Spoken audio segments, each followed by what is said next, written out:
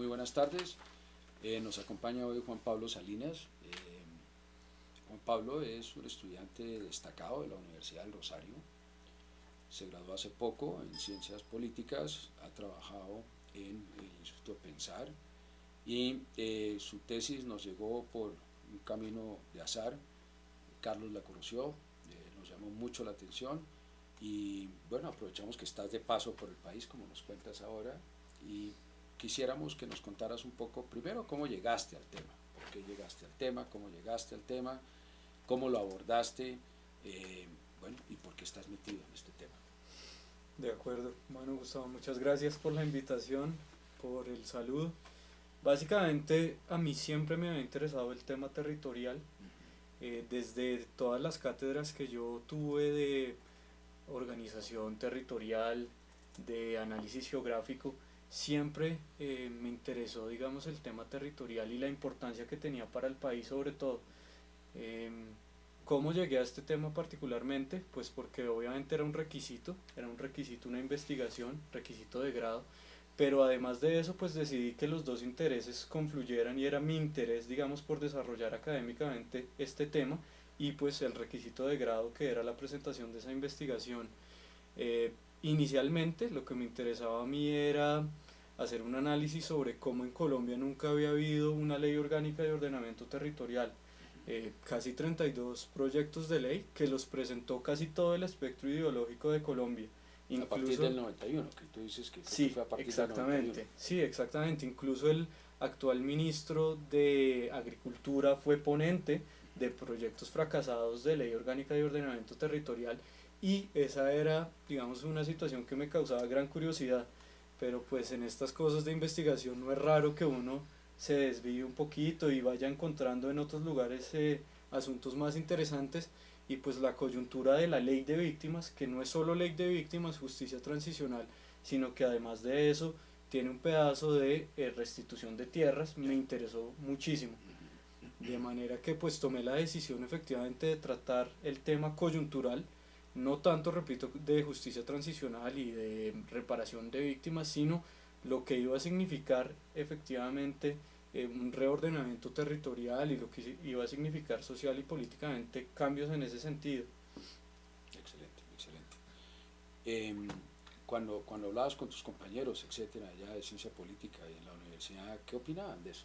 Es decir, meterse en esta cosa no es cualquier monedita de oro, ¿no? Sí, no, de hecho, pues la mayoría pensaba que era muy aburrido porque era una cantidad de leyes Sí, y pues los politólogos no son muy amigos de revisar tantas leyes como los abogados y a la mayoría le parecía pues un tema que si bien era coyuntural, le parecía, digamos, muy profundo y algo innecesario. Sin embargo, pues a mí me parecía absolutamente pertinente.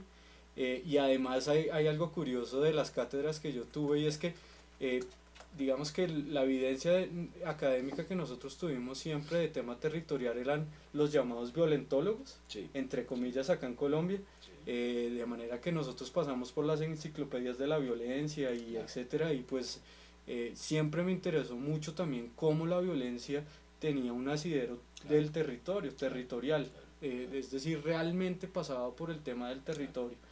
Y pues básicamente así fue que llegué aquí. Me hablabas de un tío que es muy académico, me dijiste Sí, tú, ¿él cómo ha influido en ti? bueno, pues en realidad son dos tíos, Ya, ambos son profesores de posgrado y ambos prácticamente dedicaron toda su vida después de graduados a la academia. ujú, Pues obviamente ambos se podían dedicar a crear su propia empresa ya, o a dedicarse a actividades diferentes, pero finalmente escogieron la academia y pues en ella ya llevan un buen tiempo. qué bueno. Entonces tú crees que algo influyó para haberte enfrentado a un tema tan Sí, complejo no, como sin estos, duda, ¿no? ¿No sin duda. crees? Bueno, cuéntanos entonces, no sé Carlos, si tú quieres comenzar con algunas de las preguntas precisas o cómo quieres hacer. No, pues si quiere presente como el trabajo, lo que usted preparó y después entramos a temas específicos. De acuerdo.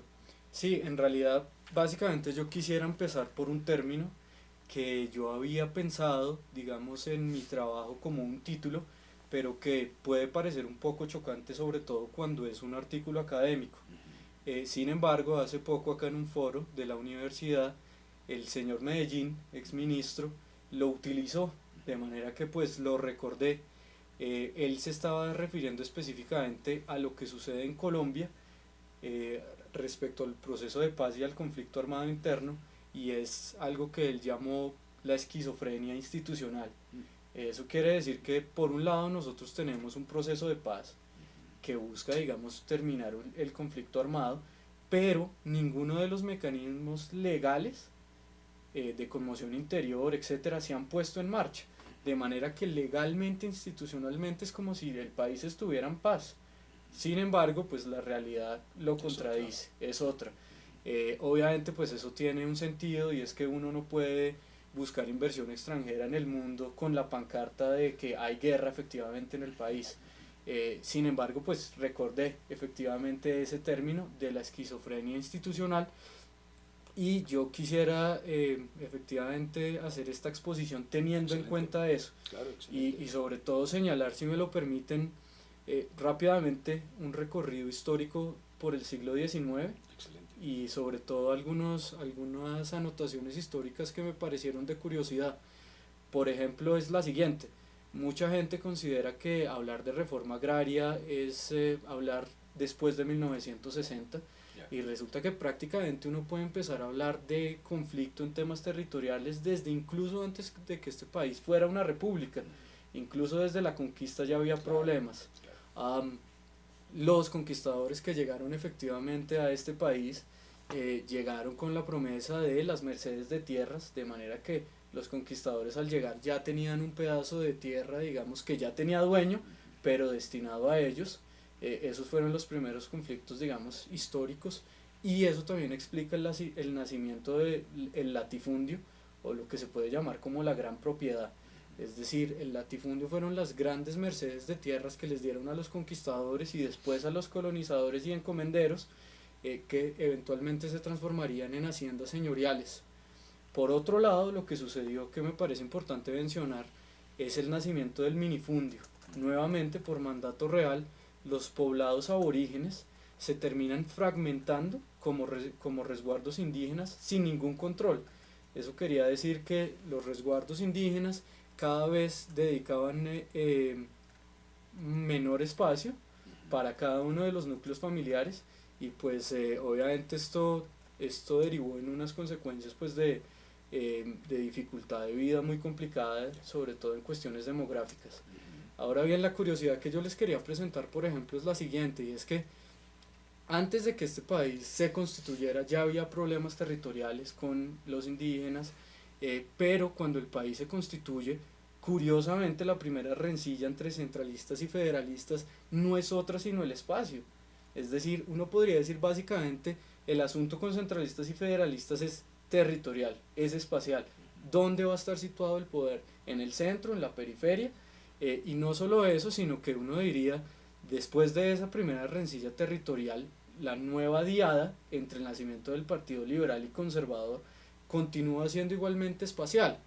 Efectivamente, con la llegada al poder de los liberales en 1850, yo esperaba que todo el ideario liberal de progreso, de liberalización de los latifundios ociosos, se llevara a cabo. Digamos que la llegada de los liberales al poder cambiara con la desamortización de manos muertas todo el panorama. Sin embargo, me impresionó muchísimo esa casualidad histórica, que lo que terminó sucediendo fue que los liberales, en vez de aprovechar esa oportunidad con la desamortización de manos muertas, se convirtieron ellos en terratenientes liberales, de manera que la Iglesia y el Partido Conservador, que ya eran los terratenientes de antes, ahora tenían su antónimo, que eran los terratenientes liberales, y nunca se realizó, digamos, esta redistribución tan fundamental de la tierra. Bueno, pero eso fue normal, eso fue lo que sucedió en Inglaterra también. Cuando sucede, pues prácticamente ya no lo llama desamortización, pero es cuando la corona de Enrique VIII, a través de Cromwell y todo este tipo de cosas, que le quitan las propiedades a la iglesia, ¿okay? No es la corona la que se queda con las propiedades, que hubiera sido una corona importantísima, tal vez la más importante de Europa en ese momento, 1500, 1600, sino son precisamente los ya latifundistas los que echan mano de eso. Y el protestantismo, más que un problema de tipo religioso, etcétera, fue un problema de tipo económico, a la hora de la verdad. Fue la forma de amparar este tipo de actividad que tú acabas de señalar. Es decir, eso explica en buena medida, bajo una interpretación, que el capitalismo se hubiera dado en la forma como se dio en Inglaterra. Era porque ellos tenían en sus manos lo que llamas tú los bienes de manos muertas, pues eran ya bienes de manos vivas, ¿no? Porque estaban una serie de personas que a su vez pues va a constituir una nobleza inglesa y todas esas cosas, ¿no? Sí, sí. Pero la cosa de que se le quite la tierra a la iglesia para dársela a los pobres, o eso no sucedió ni en España, ni en Inglaterra, ni en Colombia tampoco, ¿no? Sí. Eso no sucedió, ¿no? Sí, exactamente. Sobre todo, digamos, porque otra curiosidad es que uno pensaría, pues, que acá, como en otras partes del mundo, ya lo que había con los terratenientes liberales era algo como una burguesía industrial, pero ni siquiera. Lo que había era una burguesía apenas comercial que además defendió, como lo hicieron también los conservadores, la unidad, digamos, de producción, no diría colombiana, pero diría particular del continente, y es la hacienda señorial. Claro. Que pues de hecho bien entrado el siglo XX ya estaba en decadencia, pero digamos que nunca tuvieron la voluntad política de transformarla. De manera que eso sería como el primer comentario del siglo XIX que yo quisiera tratar, y ahora pasar al siglo XX y hacer un repaso rápido y comparativo de las leyes, digamos, que maneje, sobre todo teniendo en cuenta ese término de la esquizofrenia institucional, entre comillas, digamos, si parece muy chocante. Y pues obviamente la primera ley con la que uno se encuentra es con el gobierno de López Pumarejo, es la ley 200 de 1936. ¿Qué se puede rescatar de esa ley? Obviamente, lo primero que se puede rescatar es que sienta el precedente jurídico de la extinción de dominio. Eso quiere decir que un gran terrateniente que tiene un latifundio ocioso lo tiene que poner a producir, no hay otra opción. Y si no lo hace, pues va a haber un tiempo para que lo ponga a producir, que Pumarejo señaló que iban a ser 10 años. Sin embargo, si eso fue la parte buena de la ley, ¿qué no hizo la ley? Como tampoco hicieron los liberales. Tuvo la oportunidad de nuevo de redistribuir la tierra y tampoco lo hizo.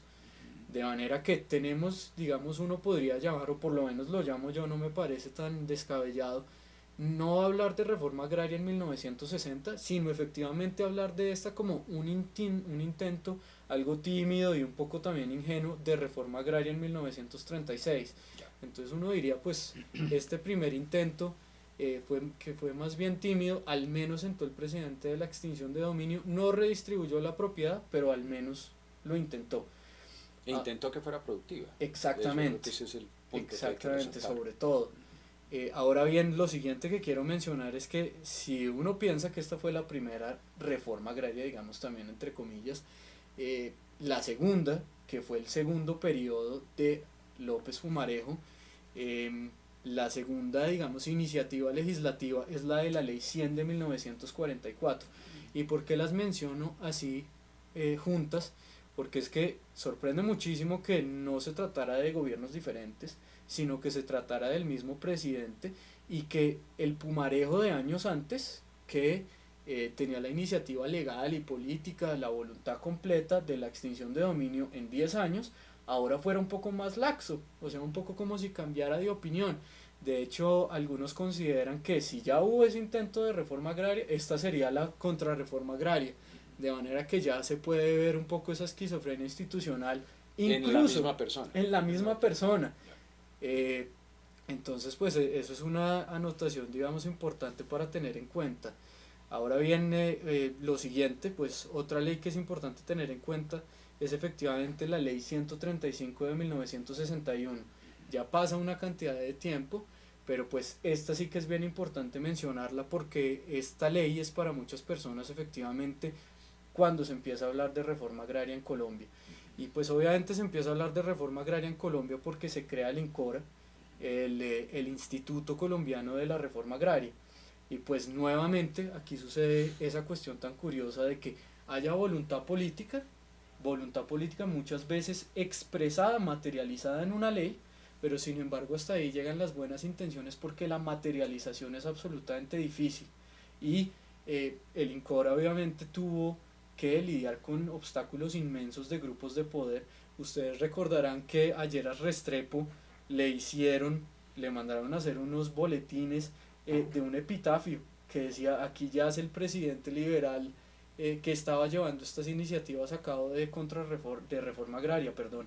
Entonces pues estamos hablando de 1961, ya encuentra estos enemigos de la restitución de tierras y de la redistribución de la propiedad, de manera pues que eso es importante tenerlo en cuenta. Ahora bien, ¿qué hacía el INCORA básicamente, para decirlo en dos palabras? Uno, redistribuir la propiedad, y lo segundo era obviamente ser inteligente con ese asunto, y es no solo es redistribuir la propiedad, sino fortalecer, acompañar con proyectos productivos sostenibles a la persona a la que les vamos finalmente a entregar la tierra. Y pues obviamente, si esta es la primera iniciativa política loable de buenas intenciones, la esquizofrenia institucional quiere decir que años después los gremios arroceros, bananeros, los grandes latifundistas se reúnen con los partidos políticos y firman el Pacto del Chicoral. ¿Qué es básicamente el Pacto de Chicoral? Es de nuevo, como años antes con López Pumarejo, una contrarreforma agraria. Y algo importante e interesante para mencionar es que viene bien preguntarse cómo las reformas agrarias, cuando tienen buenas intenciones, encuentran enemigos de todo tipo y obstáculos de todo tipo, pero el Pacto del Chicoral, que es una forma de legitimar la contrarreforma, es absolutamente exitoso. Y hay una cuestión incluso más curiosa, y es que el presidente que firma el Pacto del Chicoral es un conservador, es Pastrana, pero la persona que le toca, digamos, legitimar con leyes el Pacto del Chicoral es el liberal López Miquelsen. Entonces nuevamente vemos como el asunto de la propiedad de la tierra no distingue, no digamos, colores. Sí. Sí, no tiene partido político. No tiene partido político. Sí. Y no, pues finalmente terminar con un comentario sobre estas dos leyes. Casi 10 años después, en el gobierno de Turbay, aparece la ley 35 de 1982, que básicamente en el Plan Nacional de Rehabilitación lo que hace es que toma el INCORA y le resta todas las funciones que tenía de distribución de la propiedad de la tierra, y lo vuelve básicamente un regulador de un mercado de tierras asistido. Y esta es una curiosidad también histórica, porque uno piensa, ya se estaba avanzando, ya el INCORA estaba haciendo funcionar, y ahora nuevamente por iniciativa del oficialismo, un presidente, un proyecto de ley, el INCORA queda absolutamente enervado. Entonces pues obviamente no sorprende que la gente considere que como institución y como organismo el INCORA nunca sirvió de nada, sobre todo porque efectivamente los cambios del Gini de concentración de la tierra mientras el INCORA funcionó fueron pues bajísimos.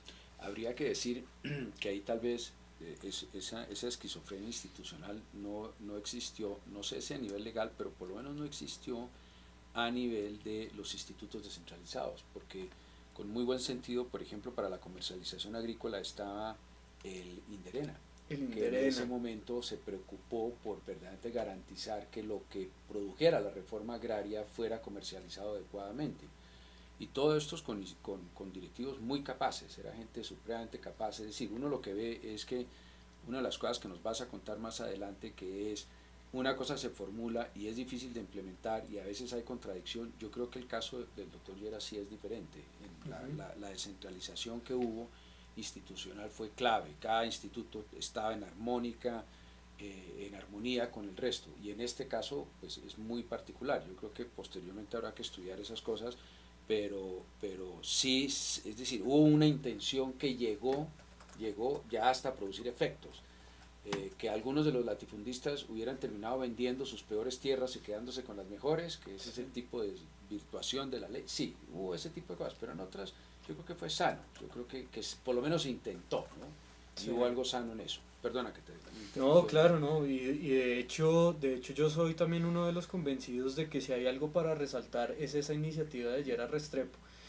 Sin embargo, pues lo que sí que me parece extraño es cómo se empieza a obstaculizar de toda manera posible. Sí. O sea, ya hay instituciones de facto como el robo rampante de la tierra, como para que ahora haya también instituciones legales que se opongan efectivamente a estas iniciativas que son loables. Como por ejemplo lo que le sucedió al INCORA con el gobierno de Turbay y esta ley en 1982, y es enervarlo prácticamente. digamos, restarle toda capacidad de redistribuir la propiedad, y entonces, digamos, es dejarlo así inerme. Y ya finalmente quisiera terminar con lo siguiente que me parece fundamental, es con la ley 160 de 1994. Es la ley del presidente Gaviria, es la ley que propone la creación del Sistema Nacional de Reforma Agraria. Y aquí también sucede otra curiosidad que yo no sabría con certeza si es exclusivamente colombiana, y es un poco el constitucionalismo. Es pensar que la constitución y la reforma de la constitución van realmente a transformar a la sociedad, pero en este caso es la explosión legal, una cantidad de leyes que en vez de tratar a las instituciones de facto, lo que hacen es, digamos, estar tan alejadas que parece que no tuvieran ninguna conexión con la realidad. Y entonces lo que sucede, por ejemplo, en este asunto es que ahora el INCORA, que obviamente ya no era funcional porque le habían arrebatado sus funciones, es reemplazado por el INCODER. Entonces, pues en vez de apoyar exactamente con firmeza y con políticas de Estado al instituto, ahora básicamente, entre comillas, se le cambia la marca. Ya no se va a llamar INCORA, sino ahora es un Instituto de Desarrollo Rural, pero obviamente este Instituto de Desarrollo Rural, como su predecesor, se va a encontrar con la renovación de todos estos obstáculos de las personas, digamos, interesadas. Mencionaste muy rápidamente el PNR, el Programa Nacional de Rehabilitación, y yo creo que en realidad uno de los gobiernos que poca, digamos, reconocimiento ha tenido es el de Virgilio Barco. En buena medida, Gaviria se subió sobre todo un trabajo tremendamente serio de Virgilio Barco y su gente, en donde ya tenía una serie de leyes, listas, etcétera. Y el PNR fue un experimento. Eduardo Wills fue el director del PNR muchos años, un profesor nuestro, Eduardo, y era el experimento de ver cómo se lograba llegar rápidamente a la formulación de problemas que las regiones tuvieran y cómo rápidamente el gobierno central o departamental respondía. Y fue brillante el programa, es decir, fue de las cosas verdaderamente bien interesantes y no se ha reconocido eso. El Programa Nacional de Rehabilitación fue clave, hizo una serie, y eran obras puntuales, me explico, era para demostrar y era aprender cómo se logra que política pública nacional rápidamente llegara a las regiones, pero las regiones a su vez formularan las necesidades a esa política pública nacional. Te lo dejo porque lo mencionaste muy rápidamente, pero yo creo que es de esos casos en donde esto de la legislación y la esquizofrenia fue, digamos, fue traspasada o fue, ¿cómo se puede decir? No tengo la palabra, pero sí se obvió esa esquizofrenia porque se hizo eso, y eso tenía orden presidencial, y las cosas eran proyectos muy concretos, entonces se podían pasar por todas las cuestiones burocráticas de una forma muy rápida y todo. Entonces yo creo que esas son las experiencias que nos tienen que ayudar a que la esquizofrenia en alguna vez la superemos, ¿no? Claro que sí. No, claro que sí. Entonces básicamente este recorrido histórico pues cumplía el sentido un poco de un diagnóstico para la radiografía de lo que estaba pasando en el momento en el que yo empecé a realizar la investigación. Y era un poco lo que yo consideraba y terminé llamando el vórtice institucional. Y era básicamente que se estaba presentando un proyecto de ley que después se convirtió en una ley y ahora ya está instrumentalizado incluso en política pública y con agencias, que era el de la ley de restitución de tierras y reparación de las víctimas. Por otro lado, el Plan Nacional de Desarrollo, y en tercer lugar la Ley de Ordenamiento Orgánica Territorial. Y lo que yo quería efectivamente resaltar de ese asunto es que cuando uno las evalúa se da cuenta, por ejemplo, de que el Plan Nacional de Desarrollo, que es por ley la agenda programática del candidato a la presidencia que obtiene efectivamente la victoria, tenía, digamos, alguna iniciativa de revisar otra ley, y era una ley, digamos, que es vigente, la ley 160 del 94, como la mencionaba anteriormente, sobre todo en el aspecto de lo que se llama una UAF, la Unidad Agrícola Familiar. El Plan Nacional de Desarrollo también avanzó en hacer una afirmación de unas locomotoras, 5 locomotoras, entre esas la del desarrollo agrícola, y también me pareció interesante cómo de esas locomotoras, la que menos presupuesto tenía era la agrícola, mientras que la del sector, digamos, de minería y de extracción tenía un presupuesto mucho mayor. Y finalmente, pues lo tercero era la Ley Orgánica de Ordenamiento Territorial. Como les compartía desde la constituyente, hubo alrededor de 32 intentos de presentación de proyectos de ley que nunca se aprobaron, y cuando el señor Germán Vargas Lleras tuvo la oportunidad, terminó presentando, digamos, desde el oficialismo su proyecto, que se aprobó. Ahora bien, los entendidos en el tema consideran que no tiene nada que ver con ordenamiento territorial el asunto, sino que eso fue más bien una reforma de las entidades territoriales, administrativa, de manera pues que ese diagnóstico sirvió un poco para analizar esa coyuntura, y sobre todo pues porque, teniendo en mente esa esquizofrenia institucional, a mí me interesaba sobremanera cómo se iban a terminar instrumentalizando leyes que parecía que iban en distintos caminos, en contravía, cómo iban a terminar siendo instrumentalizadas, y sobre todo los impactos que iban a tener en la realidad si cada una apuntaba para un lado diferente.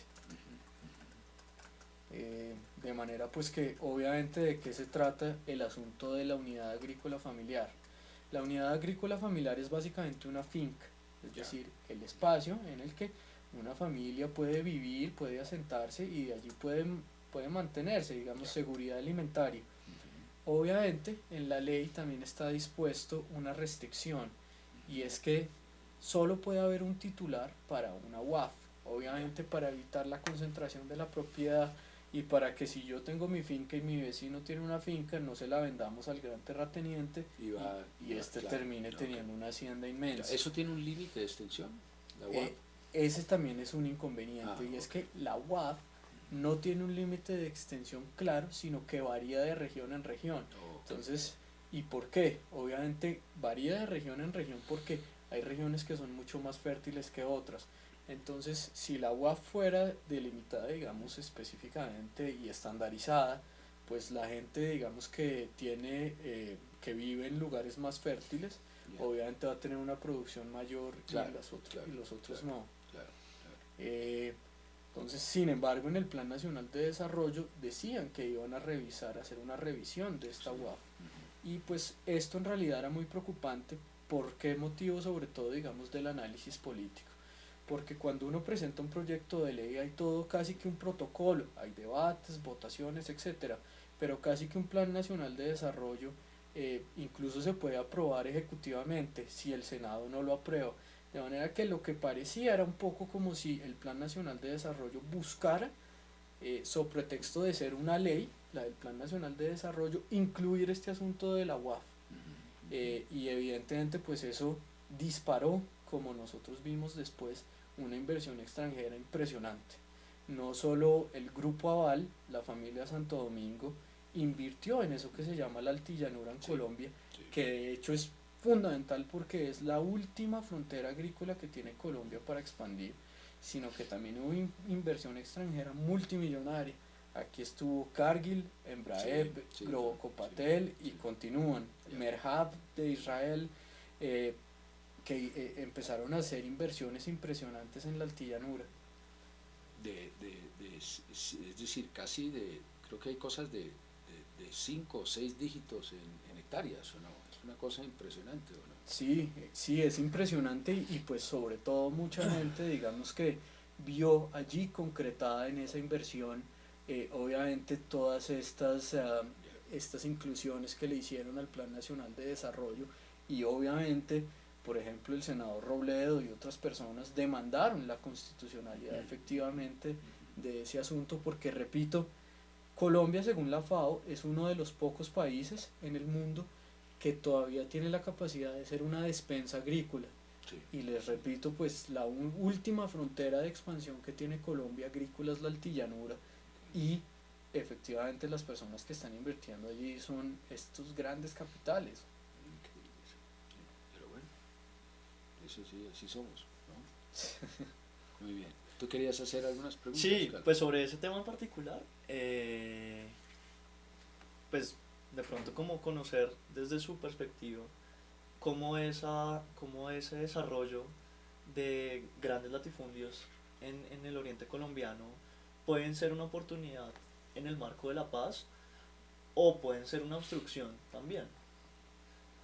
Porque pues en el trabajo digamos que no estaba contemplado el escenario de lo que ha pasado como recientemente y, y pues hay unos componentes sociales y hay unos componentes de litigio sobre la tierra pues que pueden ser pues jugar por lado y lado. Sí, claro, sobre todo si me lo permiten un par de cifras. Colombia tiene 21 millones aproximadamente de hectáreas con vocación agrícola y actualmente se están utilizando 4, Cuatro, sí, tú lo dices ahí en el 4 estudio. apenas. Y por otro lado hay una sobreutilización, digamos, de eso que se llama ganaderización. No encontré la cifra de la vocación ganadera, ¿es cuál? Exactamente, la cifra que aparece ahí que yo incluí del informe del PNUD, del informe de Sí, desarrollo, sí. la volví a revisar y efectivamente la cifra es de como el 49% si no me equivoco, 20. es el 20%. No, son 20. No, 49. Tú dices que es 49 en la parte de ganadería. No, son 39 utilizadas y la vocación son 20. Es decir, Ah, es Es una decir, se está sobreutilización. sobreutilizando. Ok, 5 veces más. Exactamente. Y por eso es el ok. compromiso, digamos, de reducción Ya. De reducción, sobre Ya. todo pues que, y entonces cuando uno ve las cifras, no es que digamos uno sea de entrada un enemigo del gran latifundio, ni de los ganaderos, ni más ni menos, sino que cuando uno ve digamos cifras de este estilo, pues es bastante preocupante. Por eso es que, digamos, uno que quiere terciar y concertar en el debate, encuentra, por ejemplo, que uno de los 10 puntos que propone las FARC en Sí. temas agrarios en La Habana sea ganadería no. Y pues por eso es que a uno se le dificulta incluso terciar entre el señor Laforí Fedegan y lo que busca las FARC.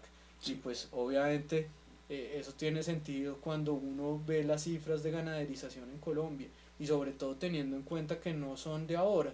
Esto es un proceso histórico en el que siempre se ha privilegiado la ganadería sobre, digamos, las demás posibilidades de agricultura que como vemos son inmensas. Entonces, lo que opino yo, digamos, con el asunto de la agricultura es que cuando nosotros tenemos todo ese potencial agrícola y estamos en un proceso de paz, de posconflicto, en el que el narcotráfico, por ser un negocio tan efectivo, ha obligado casi a los campesinos a que trabajen en ello porque no tienen otra opción, pues es una opción muy sostenible, viable y firme hacer, digamos, ese tránsito, ese relevo económico del narcotráfico por la posibilidad, digamos, de agricultura que nosotros tenemos en toda esta cantidad de hectáreas, repito, millones de hectáreas que tenemos en nuestro país. Sí, pero una cosa es la cosa teórica, que el papel lo aguanta todo, y otras son, digamos, los hábitos en la población. Primero que todo, la agricultura seguramente minifundista no va a poder sobrevivir, eso sí no nos podemos decir mentiras. Tú le puedes pedir a un campesino que se muera de hambre para que produzca. Seguramente vamos a tener las UAFs verdaderamente razonables y económicamente sostenibles, por un lado, y se tiene que venir una gran agricultura, digamos, industrial. Y nosotros no tenemos prácticas de eso, es muy poco lo que sabemos. Y lo poco que estaba en el campo, pues se lo llevó la guerrilla y se lo llevó pues la ciudad. Entonces, Sí. una cosa es el papel, que digamos lo que la lógica da, y otra cosa es la gran realidad del campo colombiano, donde vas a sacar tú la gente. Tú no vas a traer chinos y japoneses y brasileros para esa vaina, entonces tienes que tener los colombianitos en eso. Y los colombianitos estamos perdiendo nuestras prácticas de trabajo agrícola, si tú Sí, lo ves, ¿no? Tanto por ideal de venirse a la ciudad como por 5 millones de personas caminando por todo el país sin tierra, como exactamente. eso, ¿no? Entonces, Sí, en eso exactamente. tenemos que ser como un poco realistas, ¿no? No, y sobre todo, digamos que el realismo está sobre todo en las cifras. Llevamos aproximadamente casi que 162 líderes de tierras asesinados. Si tú los documentaste ahí. Exactamente, en Sí, promedio asesinan a un líder mensual. sí, El ERPAC es fundamentalmente uno de los principales enemigos de la restitución de las tierras. El gobierno incluso ofrece sumas 200 millones de pesos por cabecilla, de manera que esa es la realidad a la que nosotros nos enfrentamos. De hecho, mientras avanzaba la investigación, yo hacía, digamos, seguimiento del líder de tierras, Claro. las noticias, y al otro día tenía que marcarlo como asesinado. Entonces, pues uno no se puede imaginar si eso sucede con el líder, pues quién va a querer regresar, así le restituyen su tierra. Y obviamente esa era una de las principales preocupaciones y de los grandes choques entre el Ministerio de Agricultura y el de Defensa y el del Interior, y es cómo vamos a proteger a esas personas si no damos abasto. Es imposible.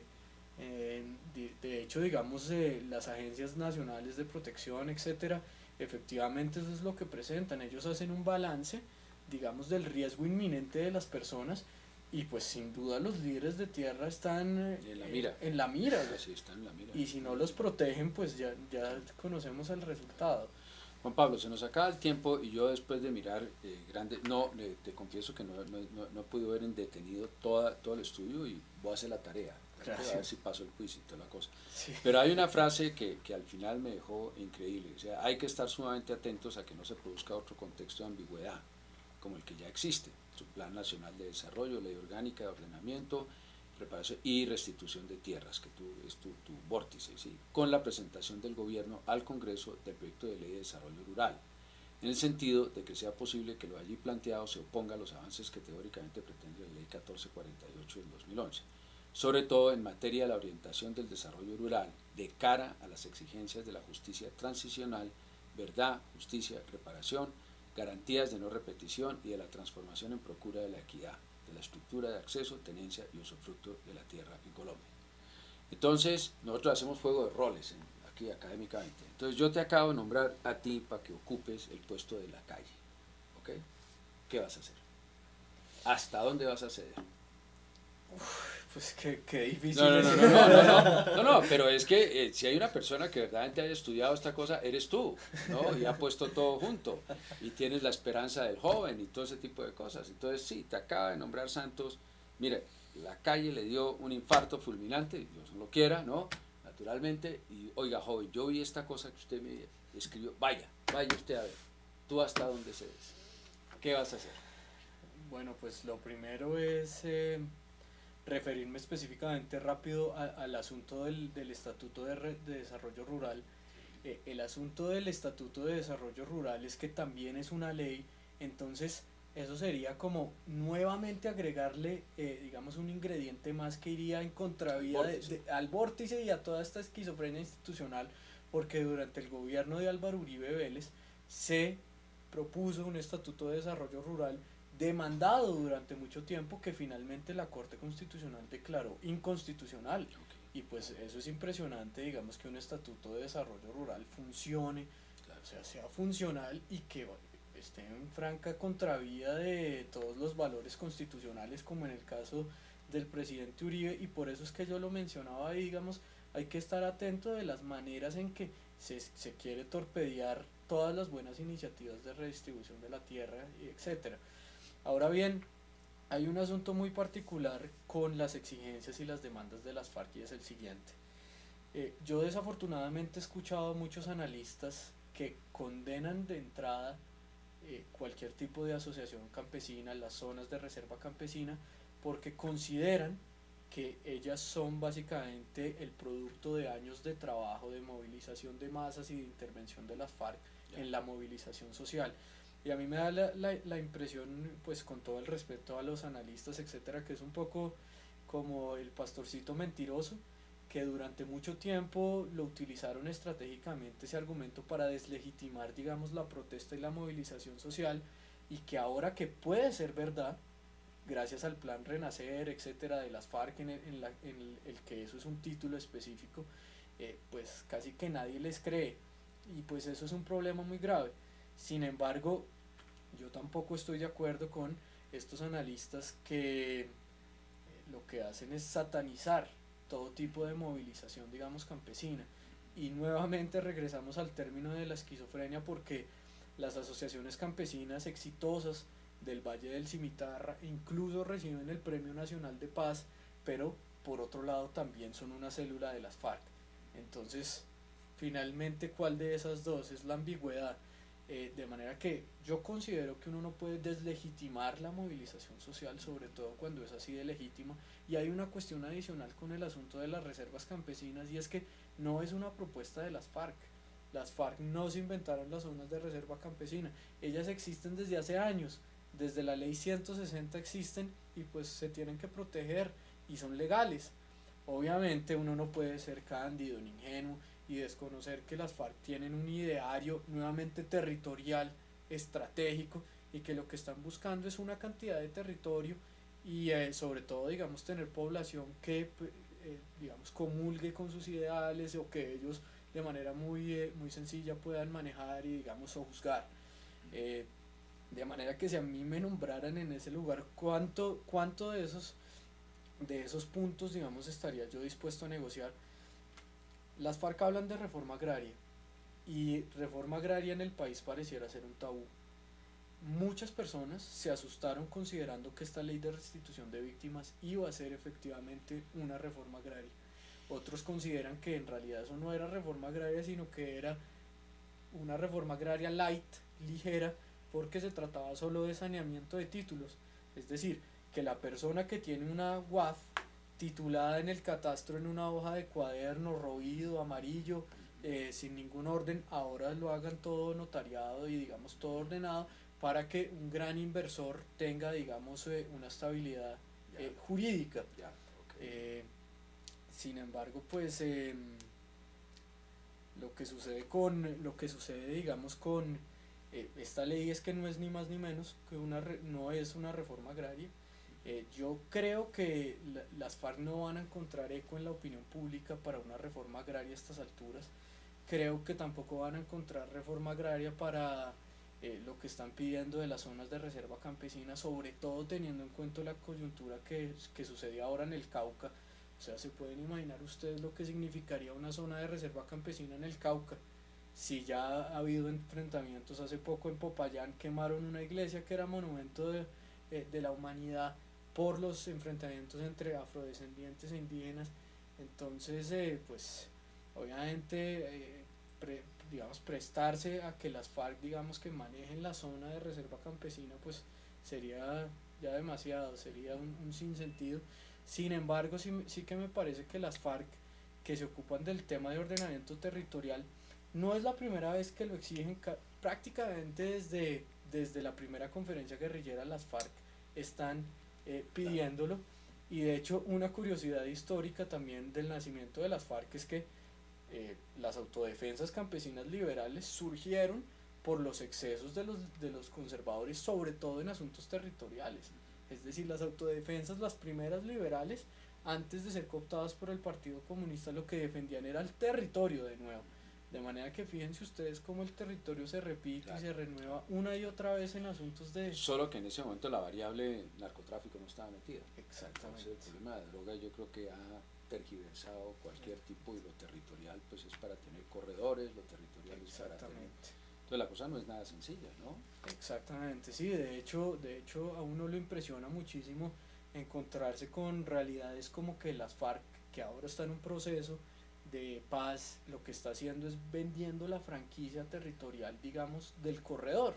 Entonces se lo venden, por ejemplo, al cartel de Sinaloa, para que por allí trafiquen lo que a uno se le ocurra, personas, lo que sea, estupefacientes, ¿Tú armas. crees que el país está consciente de eso?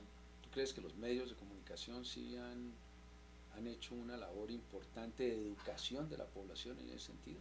¿En el sentido del proceso de paz? Sí, en ese sentido, es decir, que se conozcan verdaderamente las realidades de lo que puede estar buscando las FARC. Una cosa es lo que dicen, otra cosa es la mesa de negociación, eso no se sabe, y otra cosa es la realidad. Y la realidad es muy clara en ese sentido. Exactamente. Tuvieron a San José del Guaviare en sus manos 3 años. Uno hubiera esperado, bueno, ahí sale el modelo verdaderamente de desarrollo rural del país, era el momento de hacerlo, etcétera, y lo único que quedó fueron los corredores para el narcotráfico, ¿o no? Sí, exactamente. O sea que es decir, vas a ir 2 días a La Habana y te devuelves. No, como Kofi Annan salgo decepcionado. No, ¿sí? No, de hecho esta vez estaría digamos mucho más emocionado con los diálogos, porque muchos analistas consideraban que una de las falencias primordiales de los diálogos exploratorios era que allí estaba solo la cúpula de los ideólogos, Ya. es decir, gente de ideas con la que eventualmente podría ser más fácil negociar. Sin embargo, ellos pertenecen a la parte, digamos, internacional de las FARC. Es decir, no está el jefe militar que está sufriendo todos los días los ataques, como alias Pablo Catatumbo, que hace pocos días voló a La Habana. Sí. De manera que eso es un poco esperanzador en el sentido de que finalmente hay alguien interviniendo, alguien al que le está costando la presión, digamos, del ejército y la presión de Una la fuerza pregunta que le pública. hice a Marco, y con eso ya nos toca terminar, es de sí o no. ¿Tú sí crees verdaderamente en la unidad de gobierno de las FARC? Es decir, ¿puede sentarse alguien en esa mesa y firmar a nombre de todos los frentes de las FARC y todas las FARC van a entrar dentro de ese proceso? ¿Sí o no? La respuesta corta es no. Ok, muy bien. Bueno, Pablo, Muchas te gracias. agradecemos mucho y sobre todo la generosidad tuya de haber compartido esto. Y felicitaciones muy sinceras porque una persona como tú se hubiera metido en esta cosa. Ojalá Pues, más se metan en eso. Muchas gracias por la invitación y por el buen rato. Bueno, muchas gracias. Está bien. Muy amable. Gracias.